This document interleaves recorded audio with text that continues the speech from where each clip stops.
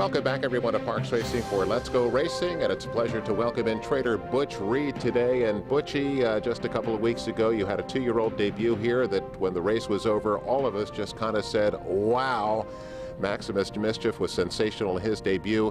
As you set him out, was that less than, equal to, or better than your expectations?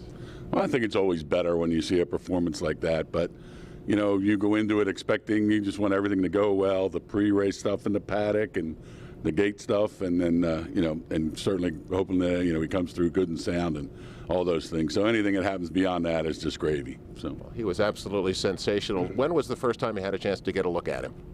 We actually picked him out down at the 2-year-old training sale at Timonium last May. It was actually Chuck's son, Chuck Zachney and Alex Zachney, who first spotted him kind of and brought him to our attention, and a group project. We really liked him, and we're fortunate enough to get him through the bidding. Now he's back in today in a couple of hours. What's the expectation for his second lifetime starter to go off his race 4 today here at Parks? Yeah, well, I mean, he looks like to be a short price favorite in there, but you know, beyond that, we're looking to stretch him out, which is our main thought coming into his next race. 7/8 of a mile is a good intermediate step, so we're going to be looking for longer races down the road. And if everything goes right from now till the end of the year, I know there's a plan. Tell us about the plan for 2019. Well, I mean, it's not too specific of a plan, yeah, but we will probably end up in South Florida and look at the major prep races down there.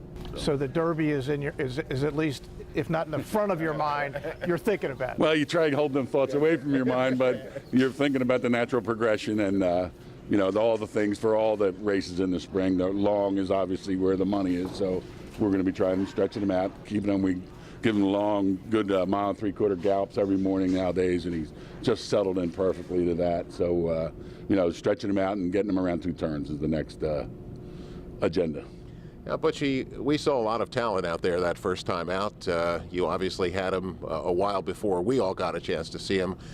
When did it occur to you that maybe he was a pretty good runner?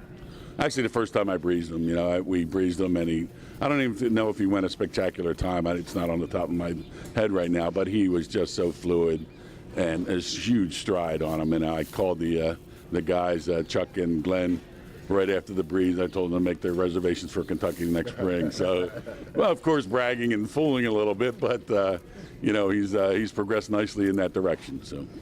Now, you've had some good horses in your barn. I know it's very early here, but how does he stack up with some of the younger horses you've had in the history of your training career?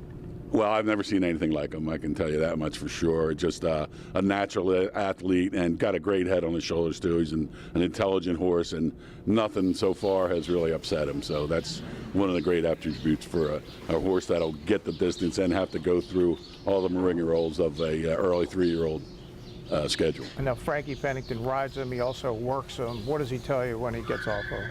Well, I can't really say on for the TV, but you know, normally this horse is a beast with a couple expletives added on to it. So yeah, you know, Frankie's been impressed from day one too. So the only thing he told his agent is don't mess this one up. They had the first time he breezed him, so we've got Martell on the straight and narrow and keeping everything straight. So. Well, Butchie, we're excited for you. We're all friends of Chuck. We're excited for him, the whole group, and we wish you the very best because this could be an exciting venture as we get to 2019. So best of luck. Well, thank you very much, and we appreciate all the fan support that everybody should pay attention to this horse. He's going to be a lot of fun the next couple of months.